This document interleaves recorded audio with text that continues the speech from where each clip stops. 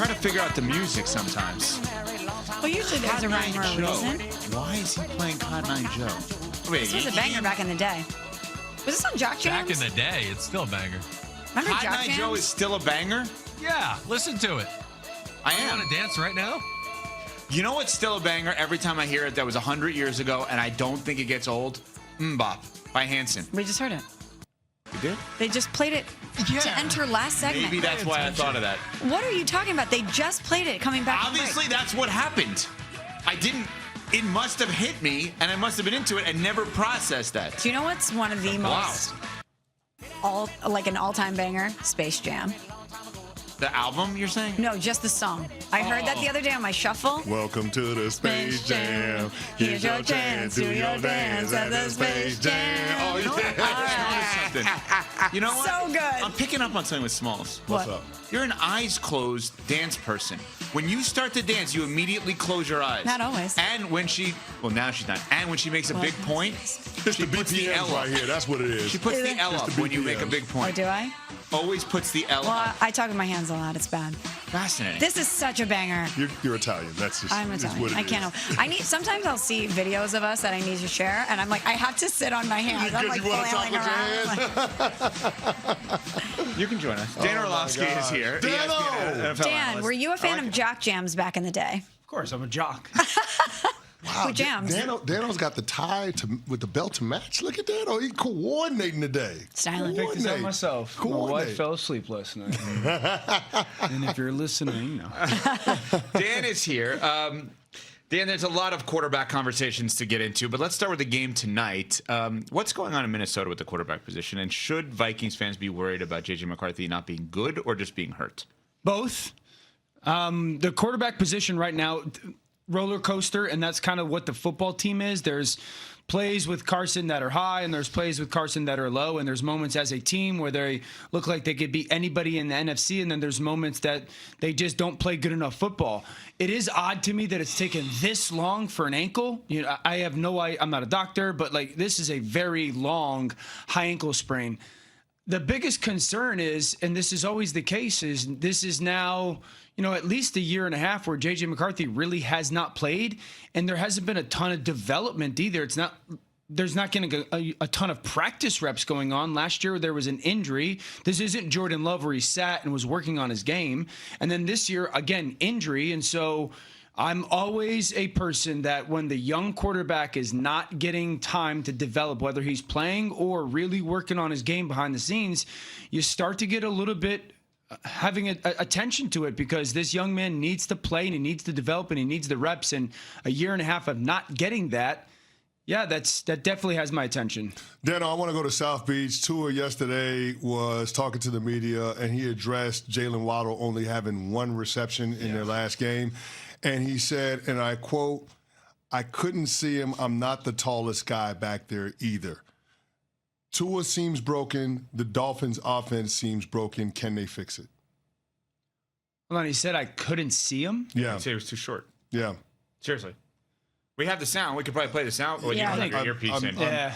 I think I might have it to take a little break from talking to the maybe, man. God bless. I love Tua. Yeah, it's obviously broken down there in so many different ways. I had someone text me the other day asking about what's your perception of it? Do they have to move off of Mike? Can Tua get repaired? My response was, 2 years ago, this was the number one offense in the NFL. The coach didn't forget how to coach, and the quarterback didn't forget how to play. I've said this is a roster devoid of talent. It's not a very talented group. They've tried with offensive linemen, have not hit. The defense just has very little playmakers. And so there is a reality, Chris. They're not physical enough on offense. Will they ever be if this regime stays? I don't know. That's not necessarily who what the track record has been. But there's no way that I think Mike McDaniel can't coach football still and that Tua can't still play at a high level. I've seen too much of a body of work to see how both of those guys are very good at their jobs. But this year seems to be very much like a broken situation. It could get replaced. It could get repaired, though, yeah, but they need a lot more talent to repair it. I want to ask you about the revenge game, Dan, between the Packers and Aaron Rodgers. Our colleague Rex Ryan came out earlier this week and said he doesn't trust Jordan Love. Do you? Yeah, I got a bone to pick with Rex. Absolutely. You can make the case Jordan Love's been one of the most better or clutch quarterbacks in clutch moments this year. I mean, I'll go to the game last week. I mean, he was huge in the fourth quarter on fourth downs to Tucker Kraft. And so Jordan has played like really well this year. He hasn't played as top 3, top 4, top 5 guy, but he's right on the border of that. And they haven't been healthy on the perimeter, and their offensive line has been very poor, in my opinion, this year. So I trust Jordan. I think Jordan, I've got multiple examples of Jordan like being a very good decision maker. I have no idea why Rex said that. With all due respect, it's not accurate. It's not factually accurate. It could be based on an opinion. I don't think there's a lot of evidence that supports that opinion either. So yeah, I trust Jordan. I think Jordan's just going to start to like really hit a stride here. I think the two things like specifically is they got to get Watson back and they got to get Reed back. They haven't thrown the ball downfield as well this year and with their shots as I thought they would, but I think Jordan's played really well. We're talking with Dan Orlovsky, ESPN NFL analyst here on Sports Tonight, presented by Progressive Insurance. You guys were doing something on that game yesterday on NFL Live, and I don't think I realized this until yesterday. Can you explain to everyone Aaron Rodgers' performance this year when throwing a DK versus throwing to everyone else? Yeah, the pass game goes through DK, and it's a very simplified pass game. I'll take the tight ends out of it because the tight ends and their sixth offensive line, and when they move the pocket, like he's trying to throw the ball to tight ends. But their pass game is either quick game to DK in space or quick game to DK one-on-one. And the rest of it has not been good per your assessment. Correct. Which I did not. I just thought, oh, Rodgers has been good this year. Rodgers has been good when he throws to one guy. Yeah, and DK leads all wide receivers in the NFL in yards after catch. So, that's not necessarily the at least the historical part of his game. I like that they're doing it. I've been adamant the Steelers have to add a wide receiver. I would call New Orleans for both of their guys. I would call the Raiders for Jacoby Myers. Garrett Wilson isn't, at least so many Jets fans tell me I'm an idiot for mentioning his name in trade talk. So I think the Steelers need to add, to realistically be a contender in the AFC in the playoffs, they need to add another perimeter player. Dano, yesterday, Kevin Stefanski addressed the report that Shedeur Sanders is not receiving any reps with the first team in practice, saying that Dylan Gabriel is a rookie and that there's no room for Shedeur to get those reps. Now, Shedeur is listed as the number 2 quarterback. You've been in this league a long time. You've evaluated both of these players coming out of college. Do you think it's strange how Kevin Stefanski is handling that situation in Cleveland? No, and I don't think it's strange that Shedeur hasn't gotten starter reps.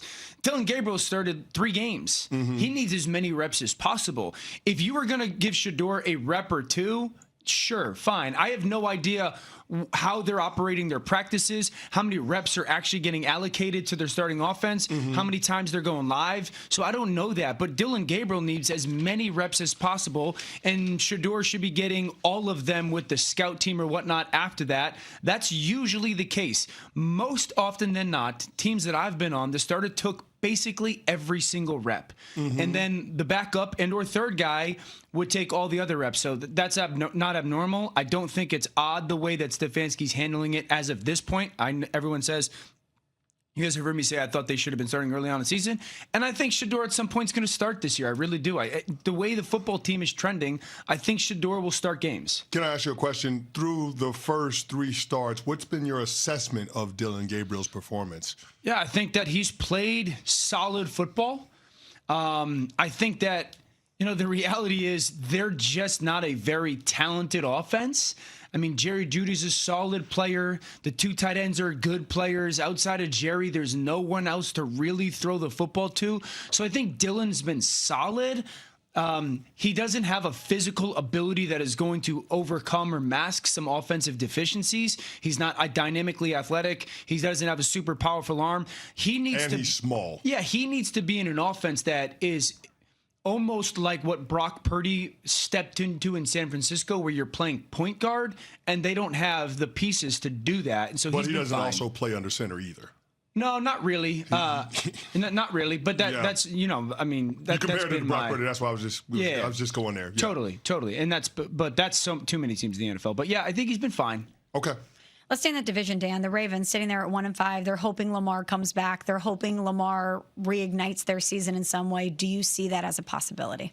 I don't see him reigniting their season to save it. No, I mean, it's a must-win from here on out, essentially. If they lose, they got to go basically undefeated. Lamar is obviously sensational, but I haven't seen this football team play good football this year. So, yes, Lamar could come back and mask some things, but, Lamar in this offense hasn't been good versus pressure. This Chicago defense leads the NFL in takeaways. That blew my mind when I found that out yesterday. And it's because of the pressure that they're dialing up. So that's the thing that I'm going to look at this game. But I haven't watched them play good football. I haven't watched them run the football well enough. I haven't watched their pass game be on the same page. I haven't watched their defense be able to stop the run. I haven't watched their secondary be able to make plays on the football. So, yes, Lamar can help some and save some, but this is a team game, and I just don't believe, unless a lot gets fixed, that this team matters this year. Dano, there was a report in the Baltimore Sun where the Ravens were removing the ping pong table, the cornhole table, the basketball hoops, and the video games out of the locker room. When you hear something like that after the team has clearly had early season struggles, you think what? Last-ditch effort. I've been a part of teams like that. I've been a part of teams that... Really? Yeah, I've been a part of teams twice on 2 occasions. Where they do stuff like that? Yeah, where you take it out, like take out the ping pong table or stop playing spades in the locker room. And, it's the last-ditch effort. It usually happens at this point of the year. You realize that the result isn't what you want, and so you're trying to figure out the symptom to why the result isn't what you want, and then you're trying to point the blame to, well, we must not be focusing enough on this, so get the ping pong table out, or no more card tables out, or things like that. We had Papa Shot in there as well, so I think it's just a last ditch effort to try and quote unquote save the year. Dan, very quickly, Dan Orlovsky joining us. Finish this sentence for me. This week, the New York Jets have been a laughingstock. I mean, the owner came out and dragged the quarterback. So then there's no decision to be made in the starting quarterback role. You can't put Justin Fields out there. If you're Aaron Glenn and you put Justin Fields out there, you're telling the owner, shut up. He can't do that. If you're Justin and you go out there, do you think anybody now believes in you? The owner just publicly said, you're not playing well. And that's me putting it kindly. I really like Aaron Glenn. It feels like every press conference right now is an altercation. It's a fight with the New York media. And so, there's just not a lot of good vibes that are coming out of that place. And again, I sat with them and I was really impressed, but they got to figure out a way to, settle it in, play better football, because right now there's just nothing good coming out of that place. Dan Orlovsky, who said he is the reason that the Papa Shot has been removed from 2 teams, actually. There's probably some truth to that. You know what? You have a lot of great things on your resume. Papa Shot remover is now on the Not great resume. at Papa Shot either. Really? Really? I would think you'd be unbelievable. They stopped him from playing spades. That's crazy. He also did the Barry Horowitz wrestler You pattern don't know himself. about spades, do you? No, I'm not really a spades guy. What do you mean? I'm going to go. Oh, you're way less than that than I am. You're way less than that than I am. Oh, don't even start. I am somebody that can tell you about Midas. Tire care shouldn't come with extra